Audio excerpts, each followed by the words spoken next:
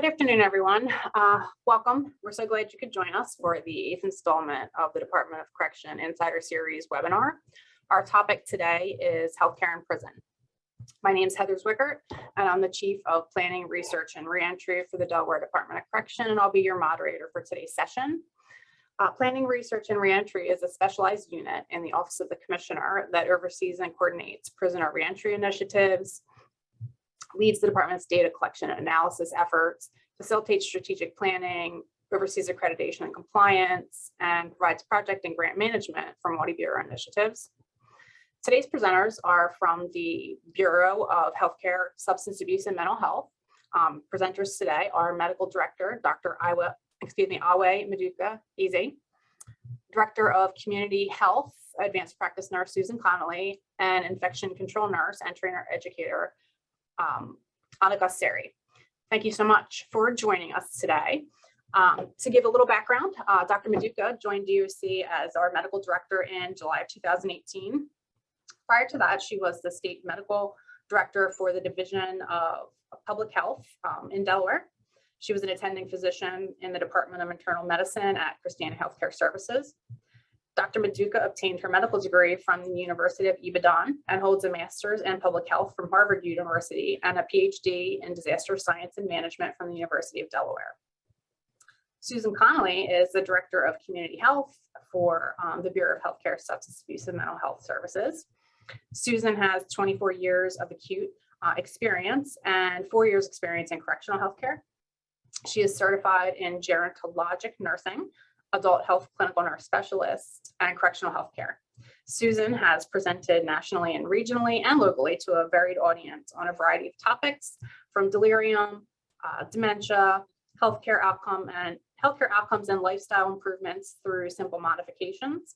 Susan has written and presented 2 education modules for the University of Delaware RN refresher course and has been a test question writer for the American Nurses Credentialing Center. She's passionate about end-of-life care and that patients' wishes are recognized, improving care for older adults, and ensuring that correctional health care is meeting community standards of care. Anneke Cerri serves as the department's infection control nurse and trainer educator. Like Florence Nightingale, Anneke believes that wise and humane management of the patient is the best safeguard against infection. Anneke has been in healthcare for 12 years and joined the Department of Correction in 2017. She holds a Bachelor's of Social Science degree from the University of Maryland and is a licensed practical nurse in the state of Delaware. Anneke has been awarded Bureau commendations from both the Bureau of Prisons and the Bureau of Community Corrections in 2020 for her untiring efforts during the early months of the COVID-19 pandemic.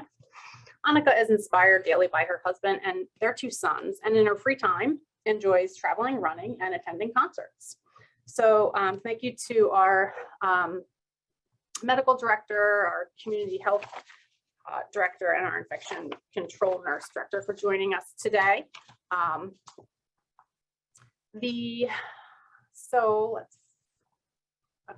forgetting about my slides. Again, as I said, today's topic is prison healthcare. Today's agenda will include an overview of healthcare services available in the department's level 5 and level 4 facilities. You'll learn about the medical intake process, preventative services that are provided, what happens when a person who is incarcerated is sick or requires specialty care, behavioral health screenings and treatments, some of our newer healthcare initiatives, the department's response to COVID-19, and the discharge planning process. We will also give some information about ways to get involved and connected. And at the end, we will have a period for Q&A. So please submit your questions through the Q&A box on your Zoom screen. Please use the Q&A box as opposed to the chat screen. It's easier for us to monitor the questions through the Q&A versus the chat. And at the end, I'll select some of the questions to our presenters for responses.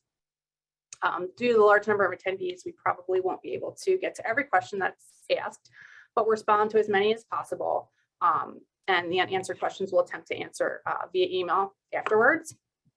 We will not be able to answer questions about specific individuals or their experiences or specific events during the webinar, but we'll provide contact information at the end if you have a question about someone under Department of Corrections supervision.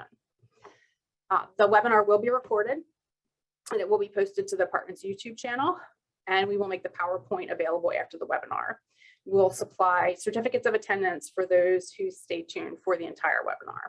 So the webinar will be recorded. You'll get a copy of the PowerPoint, and you can view any of the previous webinars and then today's webinar at the department's YouTube channel. What you see on your screen right now is just kind of the level 4 and level 5 facilities run by the Delaware Department of Correction. This information is also available on the DOC's website, which you can reach at doc.delaware.gov. One of the other things we're going to do today is, like all the previous webinars, if you've joined in, is we'll be conducting some polls to keep things interactive. All answers to each of the polls are anonymous, so please feel free to respond. And first off, for our first poll, we'd like to get a sense of who is joining us today. So let's see. The poll that I am launching right now, we invite you to check in and let us know what group kind of you best fit into. We have DOC employees, state agency employees that are not from the DOC, nonprofit organizations, community members, students, for-profit, human service providers, legal, media, and other. So we always like to just get an idea of who's joining us. And I'll just give another few seconds for people to respond, and then we'll share the results with everybody.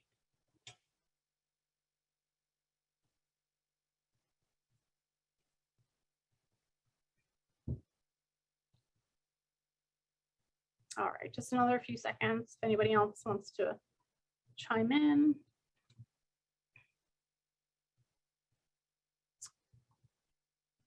All right. And I will go ahead and close out the poll and share results with the group. I have a spinning circle here. Can we see the poll results? Yeah, okay, good.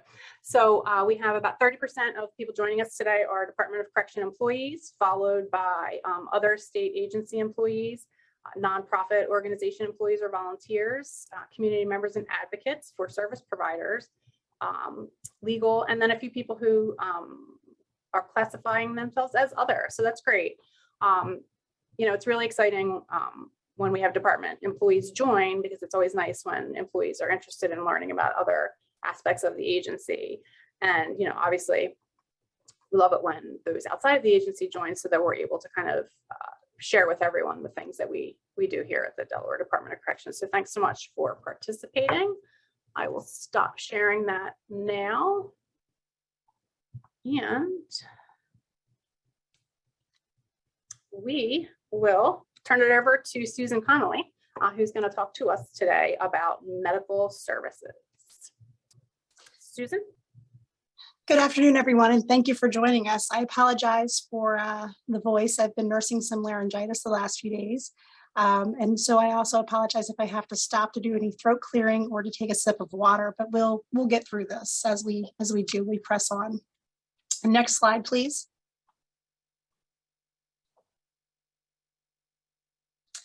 This is our fearless leader, our chief, Michael Records. He oversees the Bureau operations, and several of us report straight up to him.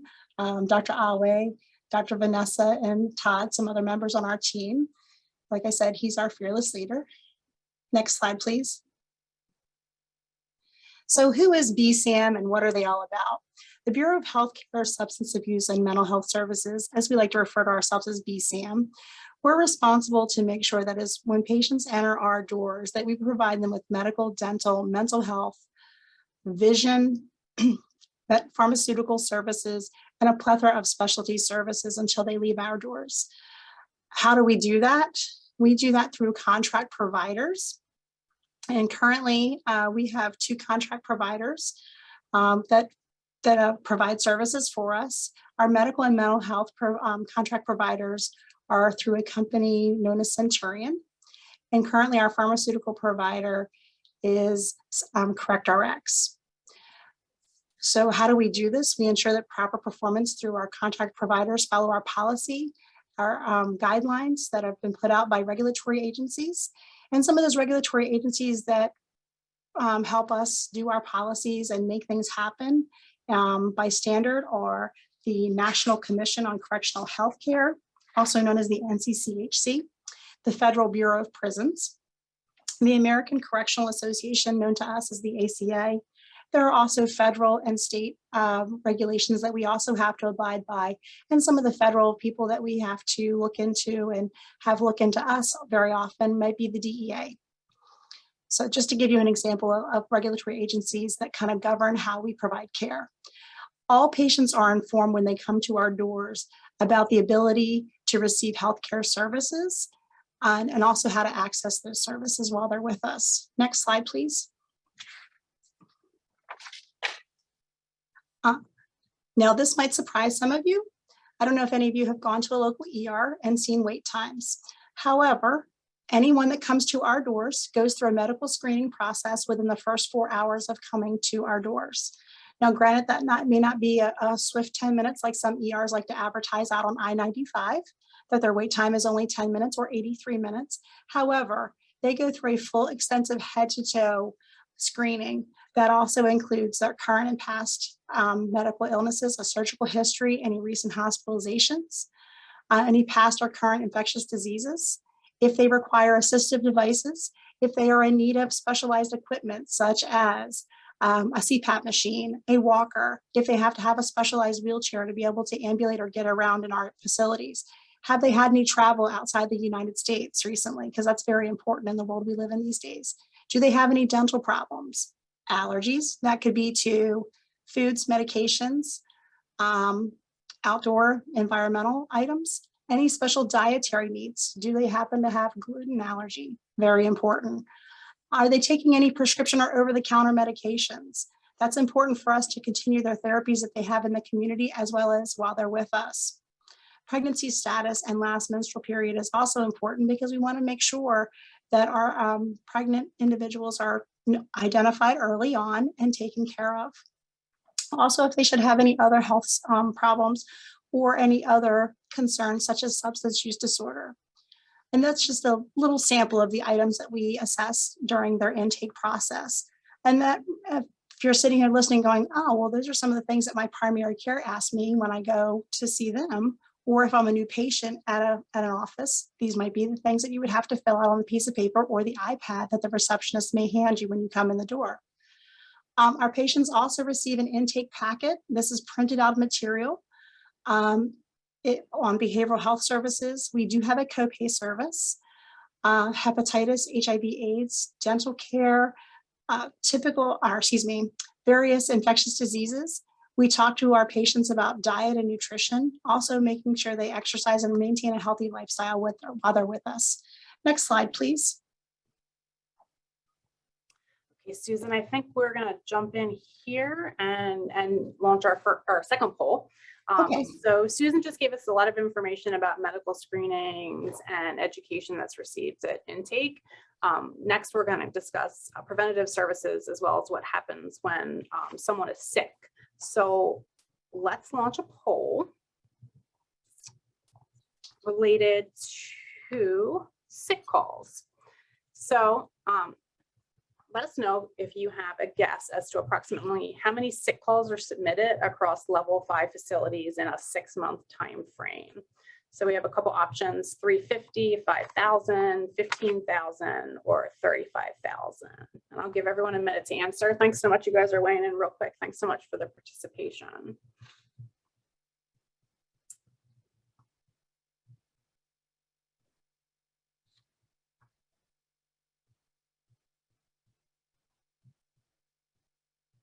All right, almost everyone has weighed in. I'll just give it another second or so.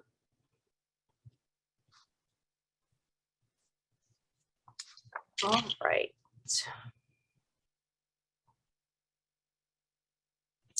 All right, and I will share the results with the group now.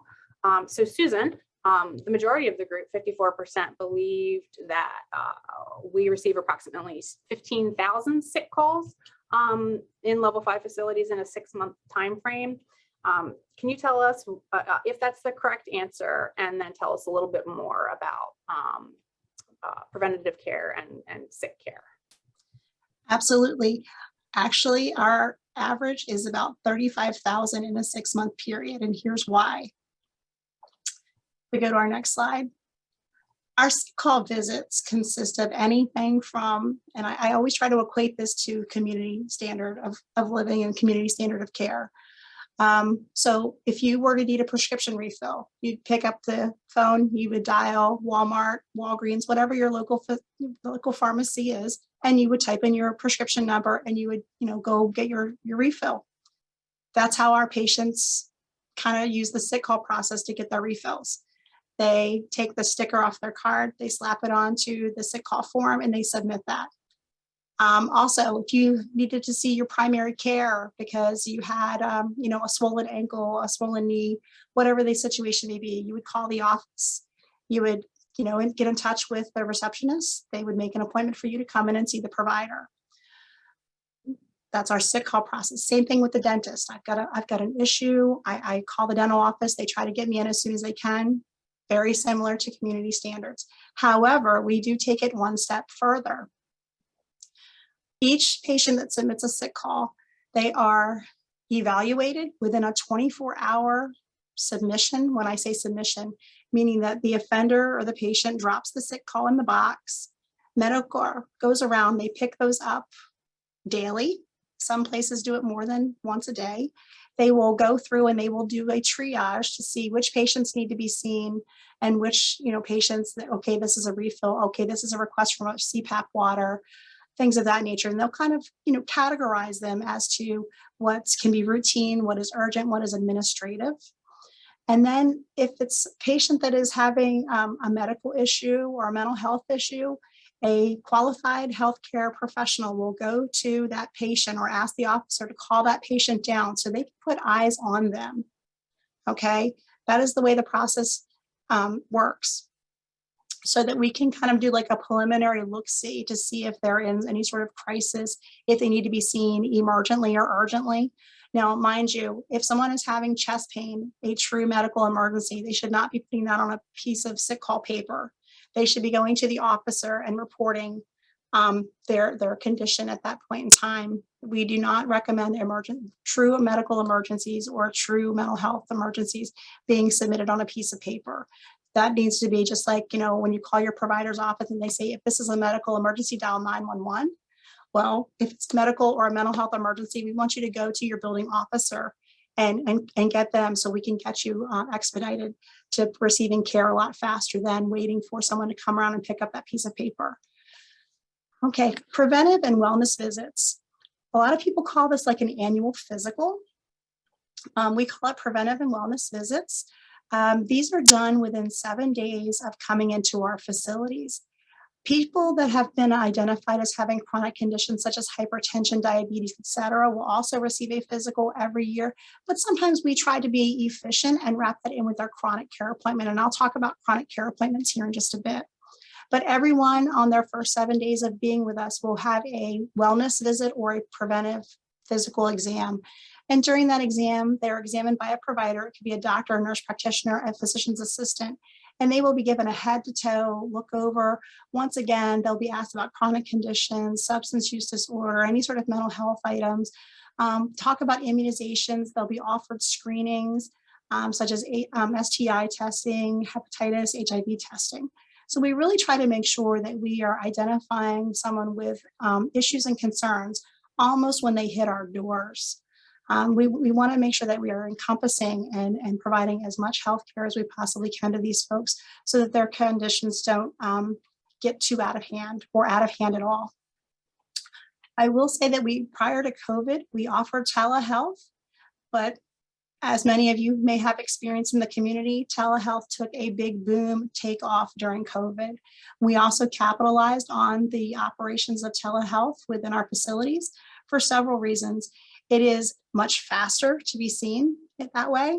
It's also safer for the patient and the community, because once someone goes outside of our fence line, anything can happen to them, to whatever. It's just much safer and a much more expeditious opportunity for our patients to receive care. Next slide, please. Chronic care and special needs. As I mentioned just a short bit ago, that all of our patients are assessed on intake if they have any sort of chronic conditions, current conditions, if they have any special needs. Those patients are getting classified during intake to a chronic care clinic or a special needs clinic. And we have several chronic care or special needs clinics. And we'll see a plethora of those here in the next slide, just a second, but I'm going to finish up here. So just as, and like I said, I always try to compare this to community standard of care. So if you have a chronic condition, such as hypertension or diabetes, high blood pressure, you go to your doctor or your nurse practitioner, your provider, and they talk to you. And they talk to you about what your plans are to manage your disease, if you will, or your chronic condition. They say, okay, well, we're going to go ahead and put you on this medication. We're going to monitor your progress for several months. I want you to exercise. I want you to watch what you eat. If you really feel like you need to have something sweet, then try to do everything in moderation. Don't eat the whole cupcake, maybe cut it in half. They have discussions like this with the patients. So they provide the education, they discuss the treatment plan. They also talk about follow-ups. And this all happens just as it does in a community chronic care, or a community primary care visit. Same thing on the inside. You're going to hear a little bit about discharge planning further towards the end of the presentation. But if we do have someone that's in a chronic care clinic and will need services on the outside, we try our best to make sure that they are connected with a primary care provider and that there is no disconnect in services when they leave us. So we almost I want to say in the medical world, we say a warm handoff. We want to be able to hand them off to a provider in the community. We want to make sure that they have medications at discharge, so they're not just out there scrambling to get their insulin or their high blood pressure meds at discharge. So really, it is a from the door thinking about to the end when they leave us to make sure they have the goods and services that they need to manage their chronic conditions or their special needs. Next slide, please. This is just a sample of some of our chronic care clinics. And some of you may be surprised by some of the items that are actually up here on the screen. When I talk to members in the community and explain the services that we provide, a lot of folks are very, very amazed at the services that are provided inside of our facilities. Next slide, please. Infirmary, hospital, and specialty care. As you can see from the previous slide, there are a ton of specialty care clinics that we do manage while in-house. However, there are some times that there are some things that we just can't do inside the facility, so we do have to seek hospital or specialty care. Obviously, we don't do surgery, but we do suture up lacerations. We do inject joints for pain and arthritis. We do some keloid management, and a lot of you are like, what the heck is she talking about? But there are some small minor procedures that we do manage in-house, but there are some things, like I said, that we do have to send patients off-site to, so they do go out to local hospitals for procedures or for stays. We do have infirmaries at our level 5 facilities. Our level 5 facilities, if you remember from like the second slide, was Howard R. Young up in Wilmington, Baylor Women's Correctional Center in Newcastle. We have James T. Vaughan in Smyrna, and then we have Sussex Correctional Institute down in Georgetown. Those 4 level 5 areas all have, we like to call them post-acute infirmary areas. So what are some of the patients, or who are some of those patients that might go to those areas to further their care? So anyone that maybe has been out to the hospital for, let's just say, IV therapy, IV antibiotics. We sometimes have folks that have infections for whatever reason, and they need to have a long course of IV therapy for IV antibiotics through what they call a PICC line, which is a IV line that stays in the arm and travels up and through the vasculature. So this happens pretty often, that we have patients on IV antibiotics for about 6 weeks, 7 weeks, 8 weeks. So rather than leave them in the hospital to receive that therapy, we can bring them back to one of the infirmaries and provide that treatment there. Excuse me. Monitoring of acute medical conditions, behavioral health conditions. So let's just say we have someone who is newly diabetic and we have started them on insulin. So rather than to let them test the waters and see how they do in their housing unit, we might bring them over to the infirmary and start their insulin dosages there.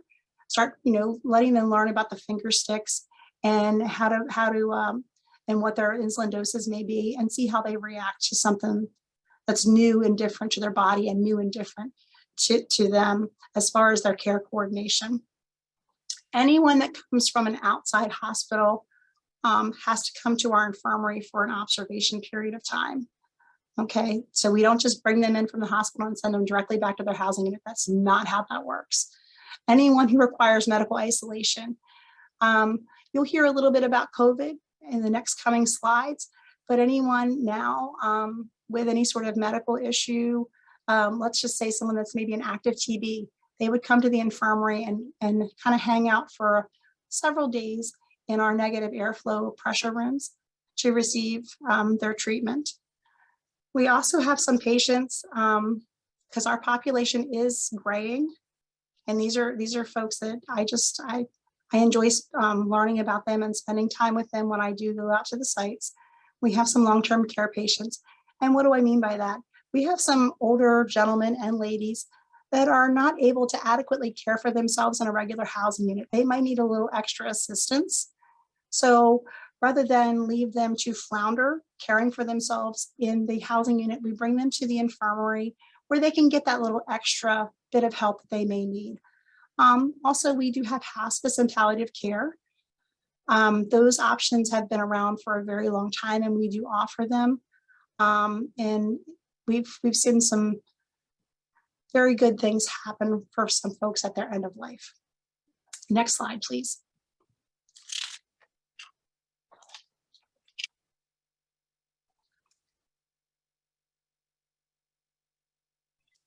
Oral care and vision care, very important. You got to have good oral health. If you don't have good oral health, sometimes it can cause a whole bunch of problems for you.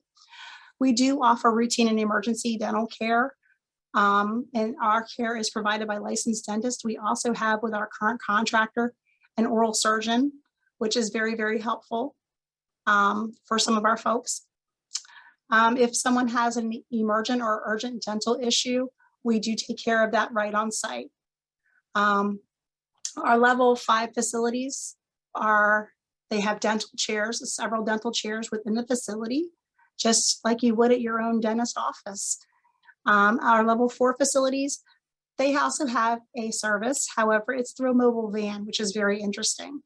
So even our level 4 facilities, our work release facilities also have the opportunity to receive oral care through the dental group. Routine dental care that we provide, you have to be with us for 6 months or longer. But some of our routine dental options that we offer: cleanings, we offer fillings, extractions, and also dentures. If you would like to look at our policy regarding dental care, all of our policies are public knowledge. They are out there on the World Wide Web.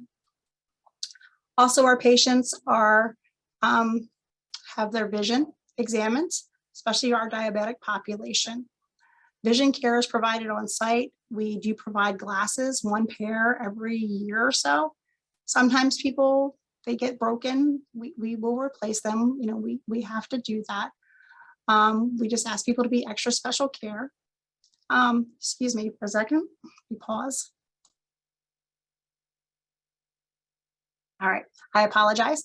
However, if someone does have a vision issue where they have to be sent off-site, we have had to go seek specialty care, such as a retina specialist, or to even sometimes send them out of state to I would like to call it a tertiary care center like Wills Eye in Philadelphia. So next slide, please. All right, Susan, I think we're going to stop here for a poll. So thank you for that. You've given us a lot of information on services that are available within the department, and things that we have to be provided outside of the department when necessary. So kind of before we move on,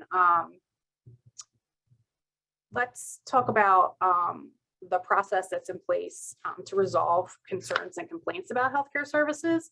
So we're going to launch a poll real quick before we move on to discussing that. So this should be launching right now. So grievances, right? Approximately how many healthcare grievances are submitted across level 5 facilities in 1 month? So, when things aren't, people believe that they're not receiving the treatment they need or in a timely manner, there's a process, right? And Susan's going to talk about that in a minute, but let's get an idea of what you think about grievances that are submitted. Again, thanks for the great participation. You guys are weighing in real quick.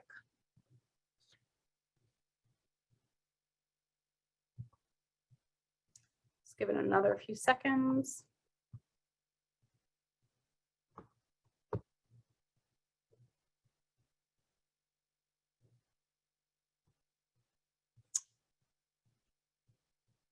All right, so approximately how many healthcare grievances are submitted across the level 5 facilities in 1 month? So Susan, the vast majority answered 1,000 to 1,500 per month. Well, no, I'm sorry, not vast majority, 41%. So the majority, 1,000 to 1,500, followed by 350 to 450, and then 150 to 250. Can you let us know what the correct answer is? And then please give us some information on the healthcare grievance process. Certainly.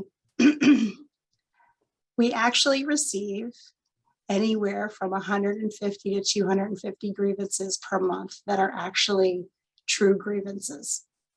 And what do I mean by true grievances? Just with everything, there's a process, and the process needs to be followed. We cannot waver from the process, because if we do, that causes problems. So we have to stick to the process. We have to stick to the policies. And whenever you're looking at healthcare grievances, a couple of things to always keep in mind. Did they follow the process? Was sick call used first? The second thing is what they're complaining about. Is that part of the policy? Is that part of our policies that we follow and how we manage that, whatever concern it is that they're having? And then number 3, is this community standard of care? And I know I've used that a lot, but really it pays to be consistent. It pays to stick by your policies, and it pays to make sure that you're providing community standard of care. So we have a lot of information here in these 3 columns. Grievances are also timed. So it's not that they continue to hang out there and waver. They are timed. And I will say over the past several months, the timeframes have been wonderfully followed. So patient, and I always say patients will feel like, okay, I wanted a Band-Aid, but they didn't give me the type of Band-Aid that I wanted. So I'm gonna, and I know that's kind of a cheesy example, but I want a Band-Aid.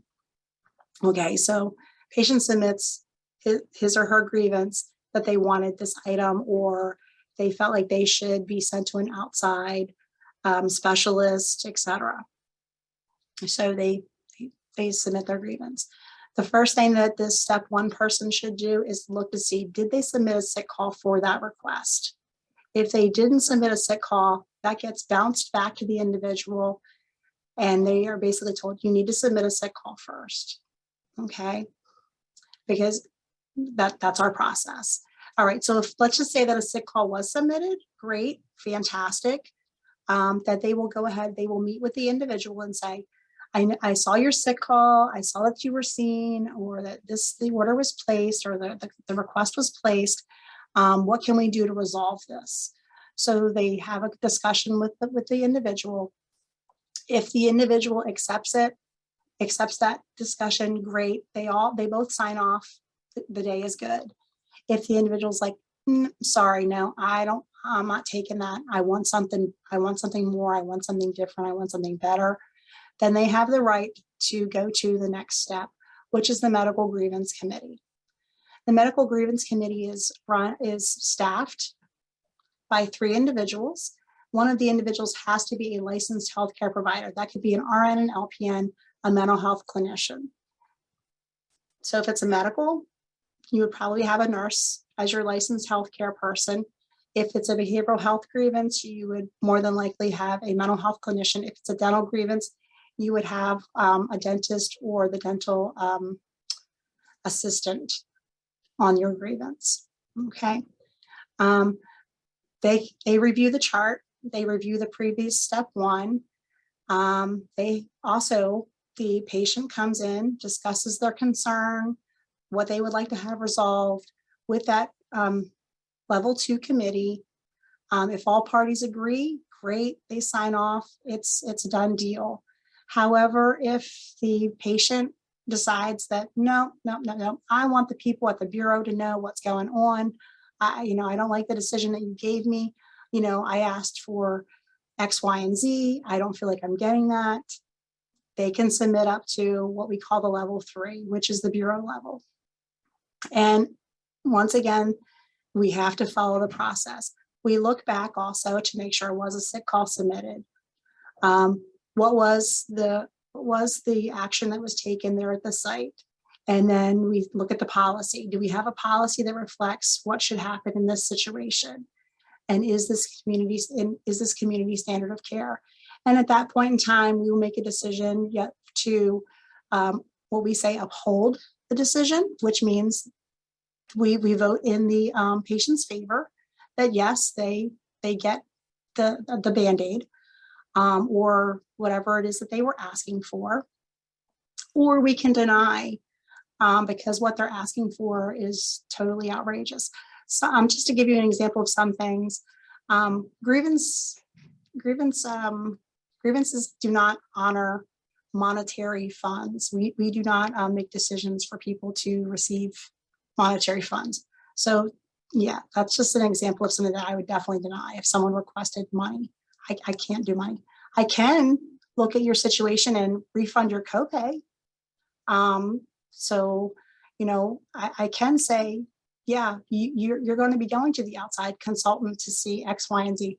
I can't tell you when, but yes, you're being given that expeditious consult. So hopefully everybody understood that process. But there is a process. We do have policies that we need to follow, and also looking at community standard of care. I know I've used that terminology, community standard of care, a lot, but that's what we kind of go by.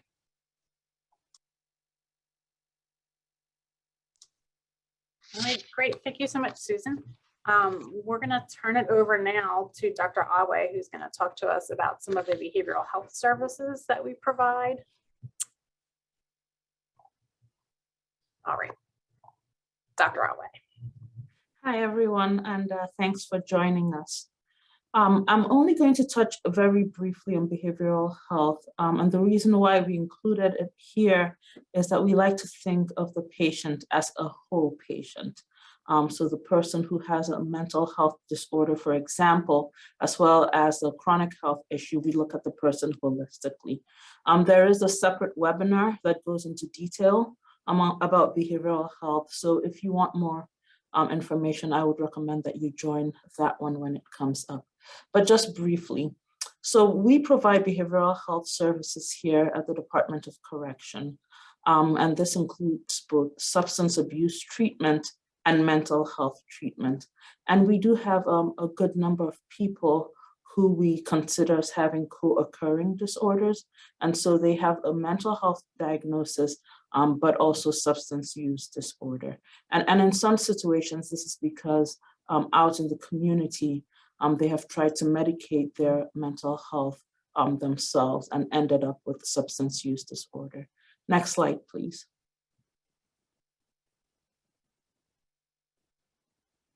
So this slide, there's a lot on this slide, but what it basically shows is what happens at intake into our facilities. So Ms. Conley had described how that intake physical exam happens as the nurse within 4 hours of the person coming in assesses the patient. But we also have our healthcare clinicians, our healthcare providers also do a behavioral health screening. And so what they're screening for is for a history of substance use disorder, including drug or alcohol use. But they're also screening to see if a person is at risk of withdrawing from substances that they used when they were out in the community, or if a person is intoxicated with substances that they used out in the community. This is important because it's going to guide how we treat them in the hours and days and weeks after they come into the Department of Correction. There's also extensive screening for mental health, looking for a history of mental health, a history of mental health hospitalization, as well as risk of suicidal or self-injurious behavior or ideation. We also would want to know if they're a risk to others in addition to themselves. There's also a general screening to see where they are at that point in time as they come into the DOC's custody with regard to orientation to person, place, and time, how they're feeling about their being incarcerated, which is always a very difficult time for people. And so we have our nurses conduct this evaluation and refer them as appropriate. So for some people, as they come through, they will need to be referred to mental health to be seen expeditiously. And so that referral happens so that the person can receive the care that they need. Next slide, please. And so for some people with severe mental illnesses who are not able to function well in the general population, they need an enhanced level of care. And those individuals would be placed in the residential treatment unit. And what this is for people with severe mental illnesses, it's a place where they can have a more structured environment and guidance with activities of daily living. We have these units at James T. Vaughan in Smyrna for the males, and at Baylor's Women Correctional in Newcastle for the females. And again, this is for people whose mental illness is so severe that they are functionally impaired and need a much more structured environment. Next slide, please. And so the last thing I'll talk about, again, if you want more information about behavioral health, we have a separate webinar about that. But the last thing I want to talk about in this regard is medication-assisted treatment. Unfortunately, we have a disproportionately high number of people who come into DOC facilities who are dealing with substance use disorder. And this is something that the DOC recognized some years ago. And so we have begun to place emphasis on early identification of persons with substance use disorder. And whereas historically, the idea was when people come into prison, just detoxify them and get them off whatever they were using, we have recognized that most of our people, after they spend time with us, whether it be 6 months, 6 years, or whatever the length of their sentence is, they are going to go back into the community. And we're trying to equip people so that they're successful when they do go back into the community. And as I think most of you on the call know, there's now a lot of evidence that shows that people with substance use disorder, for many of them, they will require support with medication-assisted treatment. And so in recognition of this, the DOC has worked very hard to be able to treat people with substance use disorder with medication-assisted treatment. And so we have available to our patients all the 3 FDA-approved medications for treating opioid use disorder. And they're listed here. We have methadone, naltrexone, which is commonly called by its brand name Vivitrol, and we also have buprenorphine for treatment. On the flip side of that, We know that opioid overdose is a big problem in our state, but also nationally. And so we know that since we have a high number of people with substance use disorder, it's important that our staff are trained and ready to be able to respond if people overdose. And so this is an ongoing thing that we have. We train staff and they're able to deploy Narcan, naloxone, the antidote for opioid overdose. The other thing that we do is that we offer people, as they leave our doors, to go back into the community. In addition to starting those who qualify for MAT, in addition to starting them on MAT, we also offer them naloxone, and we tell them that this might be for you, but it might also be for a loved one who might overdose.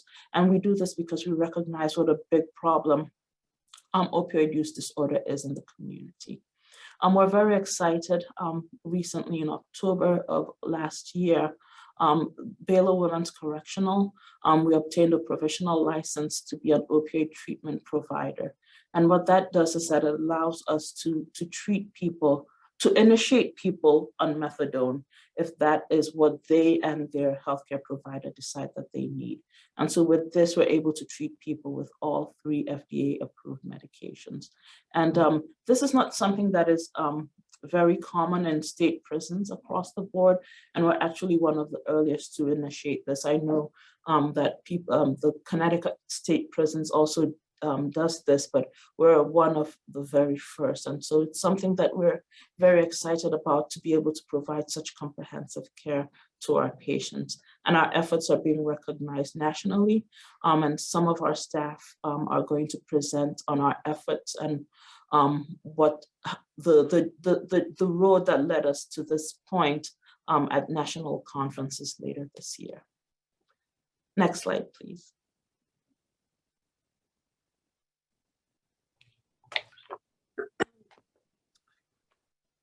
Thank you, Dr. Awele. I think that wraps up your slides. We're going to move on now to some new initiatives with the department, and I believe Anneke is going to kick us off. Good afternoon, everyone. Delaware Department of Correction has a lot of new initiatives. The first one I'm going to talk to you about here is about women's reproductive health.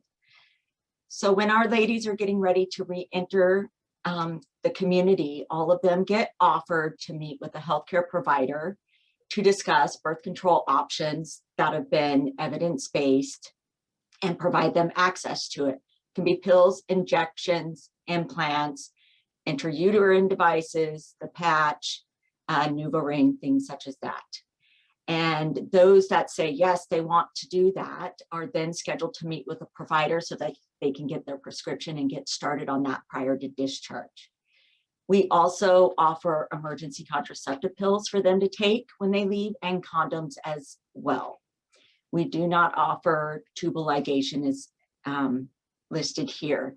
And our efforts for this initiative as well is being recognized nationally, and it will be presented at the next conference for the American Correctional Association. Next slide, please. And I'm going to turn it over to Susan for a brief moment while she discusses this wonderful program.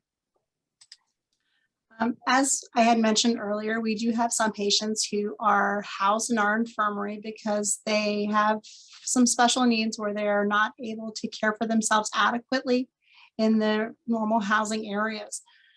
So we saw this need and we decided to try to offer our offenders and our patients some options for better care, if you will. So what we did was we sought out to develop a patient companion program within our facilities. So what am I talking about? What we did was, next slide, please, I'm sorry. We partnered with Deltec Workforce to provide a home health aid program at James T. Vaughn, which is our largest infirmary facility. And what we did was we chose 8 highly recommended offenders to become our patient companions. These gentlemen had to go through an interview process. First, they had to be recommended by a counselor. They had to go through an interview process just as if they were applying for a job at a local facility, a local long-term care facility or a local hospital. And we interviewed over 25 candidates. It was an amazing course. We did our homework prior to ever offering this option to see what offenders could we certify, meaning if we offered this program to our population of participants, would they be able to use this skill in the community? And the answer is yes, they will. Individuals that would not be able to be eligible to be in our program or to get a license or a certification on the outside are those who are sex offenders. Anyone who has a history of violence against older adults or children, okay, and of course murder. So those kind of folks, unfortunately, we did not offer the course to, but we do have a whole plethora of other individuals that are stellar within our facility. They were, like I said, they were recommended by their counselors. We brought them in, we interviewed, like I said, 25 candidates. Our number to choose was 8. We selected these 8 gentlemen, and it has just been a phenomenal program. They sat through 96 hours of training, as well as clinical hands-on time. We worked in the James T. Vaughan Infirmary side by side with these individuals. They had competency skills that they had to meet just as if they were working at a long-term care facility or in a hospital. And they have surpassed a lot of great things and just done great work. They are paid. They are not volunteers. Some organizations use this as a volunteer program. We opted to pay these gentlemen. And thus far, as of May of 2022, they have provided almost 6,000 hours of care. We have had 4 hospice patients that they have been companions for, and they help out with activities of daily living, and they provide emotional support for our offenders at the end of life. Things that they are allowed to do, and we'll go to the next slide. Things that they are allowed to do are listed here. They can read books, they can help writing letters, they can assist with ordering commissary items. They do a lot of card playing, which is really great. They converse with patients, about their past life if that patient cares to share that information. They can pray, share words of wisdom. We have had some end of life situations where one patient called over for one of the companions to pray with him and be with him during his last hours. So it has really been a great program, not just for the guys that are there as the companions, but also the patients that are receiving that companionship. Next slide, please. More on the items that they are allowed to do. And I do have to preface these 2 things. These companions are not used in place of healthcare staff.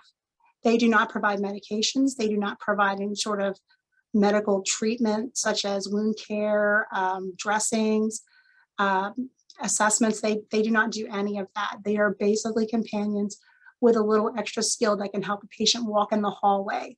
They can help them, wipe their face and hands. They can help them, get their teeth brushed, peel off that darn cellophane that we wrap, that their food comes wrapped in, open up the milk cartons, things of that nature.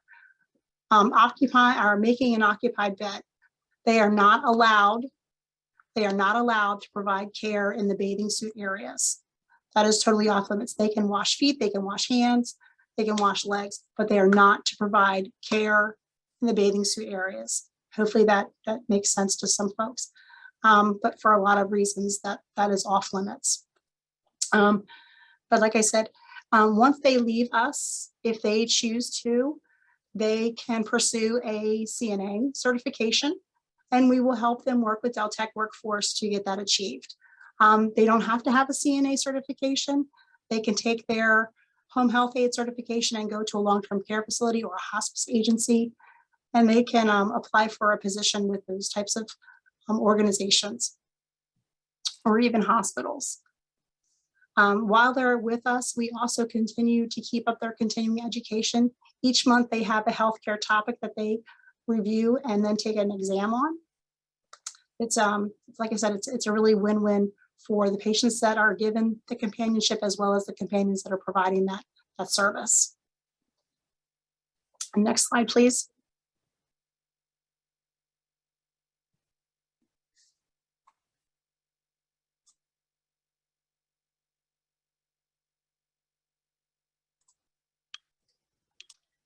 Hello, I'm back. Thank you, Susan. That was very informative. More of our initiatives is the control of infectious disease. And currently Hep C is one of those that we have been focusing on. This is a virus that often presents without any treatment. So without being tested, how can you treat somebody? So we ensure that the test is offered to everyone at intake. They can decline it. They can also ask for it at any additional time via sick call or at an appointment.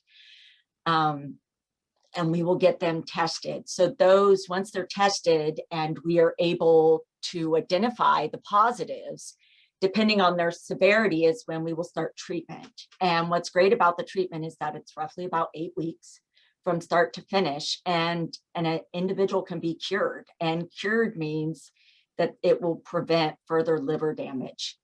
And so with that, we are working closely with our infectious disease provider. We have physicians that have been trained within our facilities that know how to treat hepatitis C, and its ongoing efforts and education to all our patients. And then STDs are on the rise. COVID is part of that, from people just not doing as much testing out in the community. We offer it to everyone when they come in. They can opt out. Again, they can ask for it at any time. The patients get educated, and they can also have this done confidentially and ask any questions that they need, and we will answer them. We'll spend time with them, and we will provide any necessary treatment that they may need. Heather, next slide, please. So I'm going to talk to you about our COVID-19 response.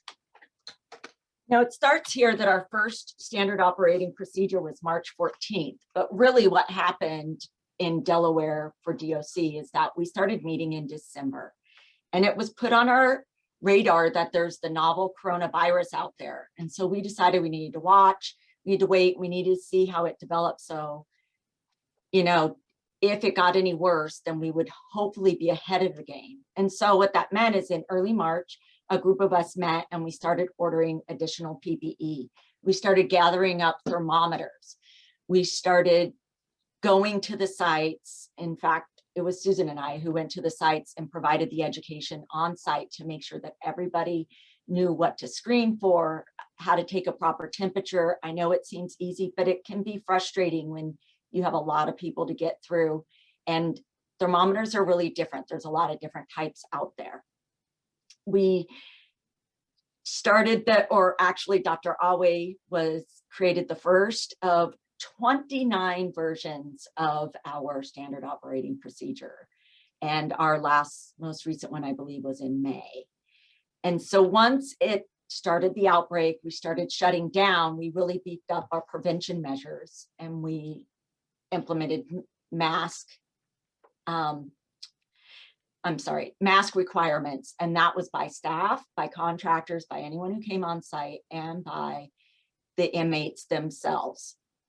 We also started doing temperature and symptom screening, especially when COVID actually did come on into our facilities. But our primary focus was to prevent it from entering. We did the best that we could. We had our first positive in April, and that is when we really buckled down and started pulling people that were symptomatic and tested positive, they went to isolation, and then the tier that they came from was put on quarantine for 14 days. Those are our exposed people. What we were able to do, and not a lot of other places can say this, is that we were fortunate to have space at James T. Vaughn to have an entire building for our COVID unit. It was staffed 24/7 with medical, correctional, mental health professionals, and they were there for 7 days a week. Then they were off for 7 days, and we put them up in a hotel, provided them with food and necessary items, and then they would be off 7 days, and then they would come back. In that COVID unit, we did our best to ensure that we had oxygen concentrators, if they needed extra fluids.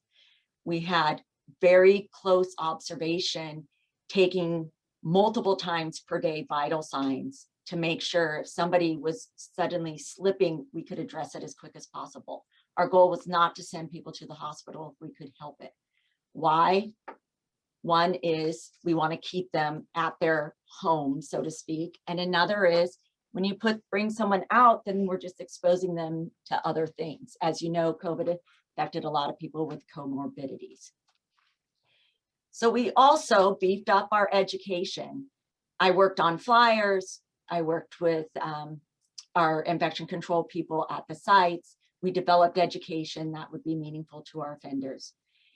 And we revamped them and we changed them. We did it all the time in order to be up to date with what the CDC was recommending. And we know that changed. One day we could say one thing, the next day we needed to edit what we had put out and say something else.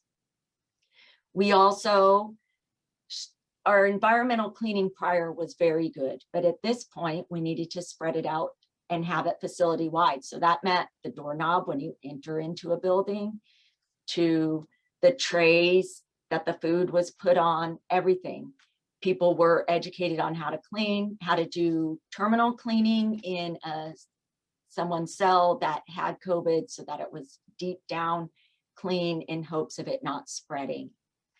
Then we realized there was some new technology out there. One of them was hydrogen peroxide foggers. We had room foggers that could go if we had an outbreak here, or if I brought it into the admin building, they could fog the admin building. They also had backpacks, and these individuals were on their own team, and they would go out and spray everything from keyboards to, high touch surfaces, light switches and things such as that. And then it was suggested that, maybe our air purifying systems weren't that great. And so we purchased and revamped our entire air filtration system, and they were updated to the highest level of HEPA filtration possible. And that was done statewide. Next slide, please. Anneke, I think we're gonna take a Oh, it's a poll time. It's a poll time. Okay. All right. Right. So you just gave us a lot of information kind of about our early efforts. And we're gonna move on now to talk about treatment and testing. So before we do that, let's launch a poll. So regarding COVID-19 testing, approximately how many COVID-19 tests have been administered to incarcerated individuals in Department of Correction facilities? So we have a couple choices: 5,000, 15,000, 35,000, 55,000. So we'll give everybody a few seconds to respond.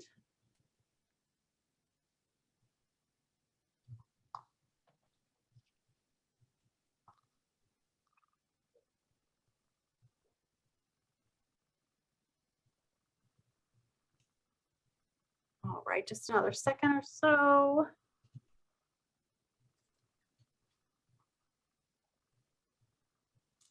All right, I'll go ahead and end the poll. And it looks like the majority of people believed that we have administered 55,000 tests, followed by 35,000 or 15,000. So Anneke, can you tell us how many tests we have administered, and then give us a little bit more information about testing and treatment? Sure, I'd be happy to. Next slide. So we have actually performed 30,600.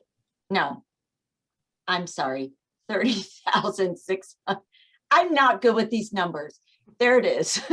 36,704 COVID tests. COVID tests are performed at intake, transfer between facilities, following any exposures, when anyone asks for one, when an inmate has symptoms of COVID, and it's always offered upon discharged. We have also identified 2,952 of those COVID tests as positive patients. So those that are positive are right away, they're isolated. Those that were exposed are quarantined. We keep them in quarantine up to 14 days and they stay in isolation at that point in the beginning, just as long or until they have what we call, normal values for their vital signs.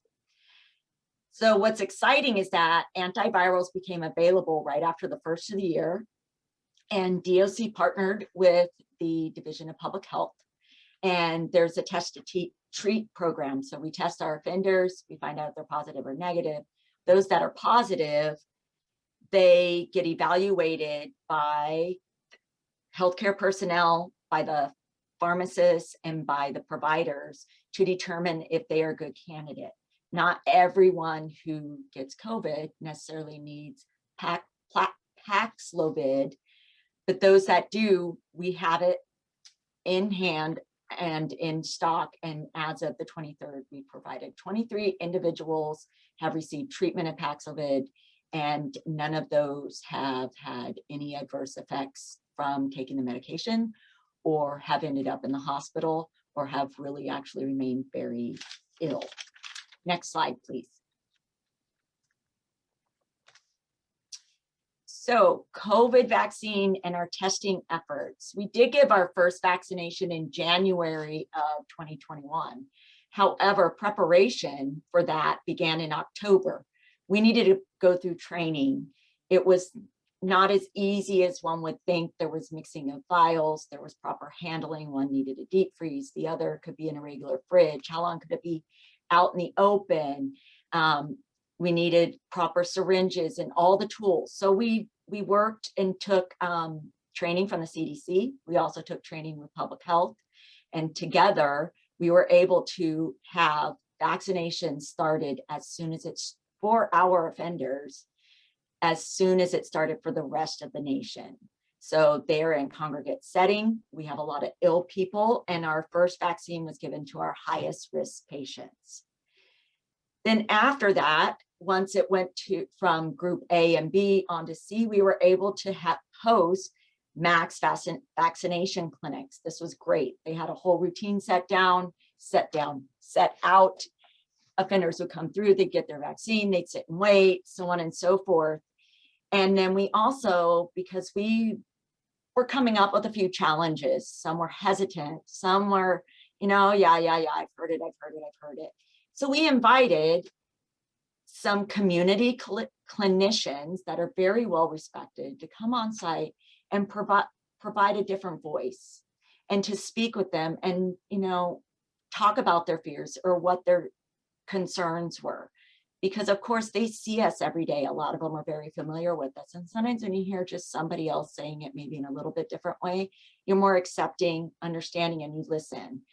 So with that, we were able to beef up our vaccine efforts. And so far we've administered 4,596 vaccinations to our offender population. And of those, we have released 2,416 vaccinated individuals back into our community. And as of now, we continue to offer vaccine at intake. We do check Delvac. Some kind of forget where they had it done, or if they had it done, we check that, and we provide every effort to make sure everybody is up to date. And up to date could mean just one booster for those that are under the age of 50, or up to date is 2 boosters over the age of 50. Or if we have some severe immunocompromise, it could be even a 3rd booster. It just really depends on where they are, what vaccines they had before. We are always willing to provide them with a vaccination, provide them with more education, and they can request this, as we say, via sick call, or we will hold vaccination events for our patients and take care of them at that time. I would like to thank everyone, and it's next slide, please. All right, great. Thank you so much, Anneke. You're welcome. I'm going to provide some information on discharge planning, and I think I'm going to run through it a little quickly because we're at kind of 2:15 now, and I do want to leave some time to do some Q&A. So just remember also that the webinar is, like I said before, recorded and will be available on our YouTube channel later, and also that the PowerPoint will be made available to everyone, and that all of the departments, the Department of Correction level policies are also available on the Delaware Department of Corrections website. So there's actually pretty much everything that we've talked about today has a pretty lengthy policy associated with it. So if you're interested, you can go to the Delaware Department of Correction website, and the healthcare and behavioral health policies start at Chapter 11 of the Delaware Department of Correction Policy Manual, which is available online. But real quick, I'll just kind of go through some of the information about discharge planning. So if you've joined us on previous webinars, you are aware that through the Delaware Correctional Reentry Commission, the Department of Correction, along with other state agencies and community partners, are highly focused on providing the resources needed for successful reentry into the community, right? At the Department of Correction, reentry planning is going to begin immediately upon arrival into the department with medical, behavioral health, and risk assessment screenings. Then we have a couple groups of people who do discharge planning services that start kind of 4 to 8 months prior to release. So we have Delaware DOC, who has in-reach coordinators, who are probation and parole officers who help with discharge planning. And then our medical and behavioral health provider, Centurion, also has Centurion reentry coaches, and then medical discharge planners. So the Centurion reentry coaches provide additional discharge planning services to individuals who have serious medical or behavioral health conditions, those who might have physical or intellectual disabilities, those over 65, individuals with opioid use disorder, especially those who are receiving MAT treatment within the facility, and others who are kind of referred for their planning. So you can see on here some of the services that the Centurion reentry coaches provide. They schedule these MAT appointments post-release for those with OUD. They make connections to promised services. They help with benefit and entitlement enroll applications. So Medicaid, SNAP, things like that. They help with applications for Social Security disability or Social Security income. They help with housing placements, long-term care placements, arrange transportation, make hospice referrals. And then our medical discharge planning nurses are gonna schedule follow-up appointments in the community, arrange for the person to be released with 30 days supply of their medication, provide education on the medications that the person is receiving, arrange for any necessary medical equipment that someone might need in the community, collaborate with managed care providers, and make other referrals as necessary. So the discharge planning within the department is, kind of across all boards. We have multiple groups that are assisting with the planning process. We also partner with the Division of Medicaid and Medication Assistance, Medicaid and Medical Assistance with DHSS. People who are incarcerated may be eligible to apply for Medicaid prior to release. The managed care providers offer care coordination services to patients pre and post-release. So Medicaid, the different managed care organizations, the MCO care coordinators join with us in discharge planning. They help with finding specialists, linking to treatment, obtaining durable medical equipment, and things of that nature. So, as I said a minute ago, the, reentry and discharge planning in Delaware is really, it's universal, it's broad. It encompasses not just the Department of Correction, but other state agencies, other community providers, so that we're able to provide as many services as possible to make reentry as smooth as possible. So that, I don't mean to rush through that, but I do want to take a chance to get to some of the questions. So that kind of concludes the information portion of the webinar. Oh, no, I'm sorry, I missed one. And this is probably one that people do have some interest in: how to request a medical records, right? So if you are currently incarcerated and would like to review your medical records, you can do that by submitting a sick call, requesting to see your records. Incarcerated people are able to view the records, but they're not given a copy. For other inquiries for medical records, we have a dedicated email box, which you can see on your screen now. And again, the PowerPoint will be provided, so you'll be able to have that information in writing after the fact.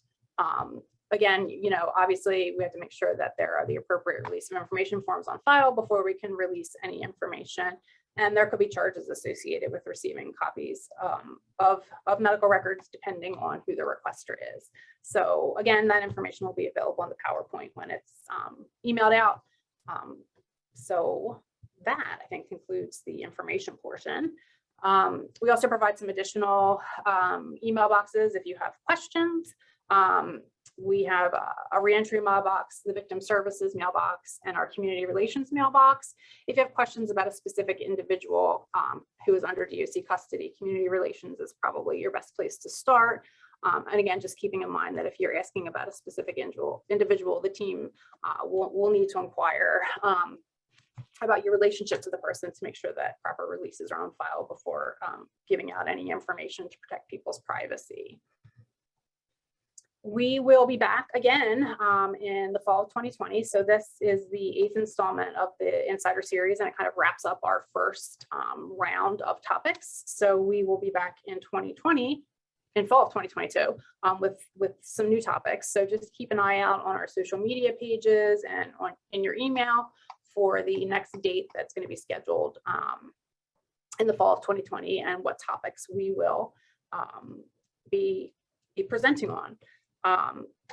The last thing we want to do before we move on to the Q&A is I would like to launch just one last poll. This poll is just to let us know, give us a little feedback about your satisfaction with today's presentation. Again, these answers are anonymous, so please feel free to respond how you feel and just rate how satisfied you are with today's webinar. And I'll just give everyone a few seconds to answer that.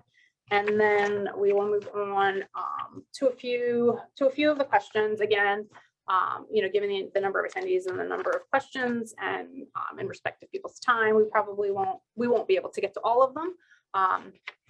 But the ones that we can't answer, we will attempt to, if you ask the question using your name, we'll attempt to respond via email. So thank you everyone for kind of responding to that poll. Let me end it. And then let's move on to Q&A. We have a couple of minutes to do that. So, sorry, I'm controlling multiple screens here right now. Poll questions. Here we go. Okay, so there's been a couple questions about copays, fees for medical services. So I know that was touched on briefly, but could someone kind of talk a little bit more about something that you might be charged a copay for, and what would happen if you didn't have the money to pay a copay? Let me preface that behavioral health and those who are considered indigent, meaning I don't have any money on my books, there is no copay for those individuals or for that service. Things that qualify for copays are items that are not part of your chronic care. Okay, and what do I mean by that? So if I'm in chronic care for high blood pressure, I do not pay for my blood pressure medications, my diabetes medications. However, if I get, I don't know, I fall down and scrape up my knee pretty bad, or, bump my head, I may have to pay a copay for some Tylenol or any sort of medication to help with that. Copays are relatively small compared to what the community standard is. However, on correctional standards, they might be considered pretty high. Medications are $2.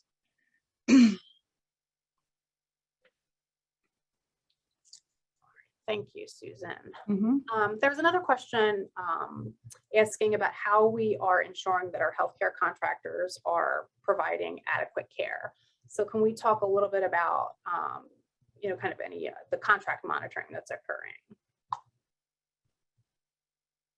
Dr. Alley, would you like to field that one, or would you like me to answer that? Sure, we can both answer it. So we have here in the Bureau of Health Services a team of, I think we're now between 12 and 15 individuals. And what we do is to monitor the services provided. And we do that several different ways.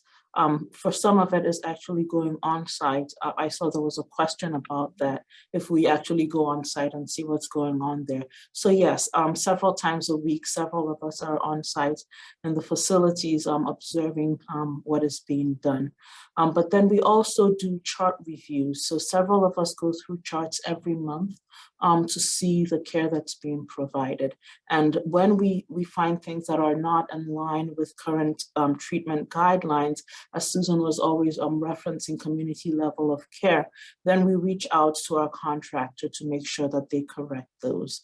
And based on this, we've been able to actually come up with some new initiatives, such as the colon cancer screening that Susan referenced. It was part of this process where we made our contractor to understand that we expect community standards of care, and so people above 50 must be screened, things like that. We also have what we call QA associates, and what their job is that they go through and make sure that people are getting certain health services based on their diagnosis. For example, if you have diabetes, that your A1C is being checked, that your feet are being checked, that you're having the retinal exam on the frequency that is outlined by current guidelines out there. So the same guidelines that are being used for us community dwellers by a primary care provider. So we have these QA associates, and that is their sole job, to make sure that we're keeping with those guidelines. And we score our contractor, and whenever they fall below those limits, we make them know so that they can correct that. Susan, you could add anything else. No, ma'am, you wrapped that up very well. Great, thank you. So let's see. So one of the other questions, and I think this question may have popped up during the grievance section of the presentation, is about what information is communicated to people who are incarcerated so they understand the processes. So can someone talk about how people who are incarcerated are informed about how to submit requests to medical, when they might expect to pay copays, and what they should do if they feel like they're not getting the care? How is that information communicated to people who are incarcerated? I alluded to that when I talked about the intake process and then how they're given a packet of information on intake, information about our grievance process, how to submit a sick call, what's included in the sick call, like the fee, they call it copay or fee for service. That is all provided during intake. But at any point in time, there's always the person next door that has that information, as well as the officers. And they can also seek out any medical person that comes into their building. Med pass nurses are in the building several times throughout the day. So if there's a question or concern, they can always ask the med pass nurse. Great, thank you.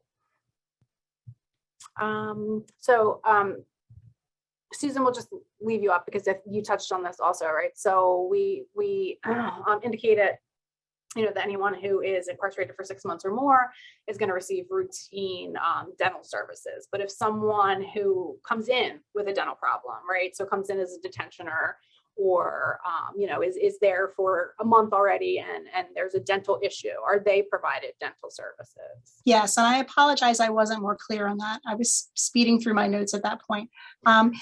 When we have someone that comes into us, not only do they receive all the medical and the behavioral health screenings, they also receive an initial oral exam, and that is done by our dentist. So if the dentist sees that there's an issue, or if the patient submits a sick call that they have a dental issue, they are seen. We don't leave anyone hanging out there.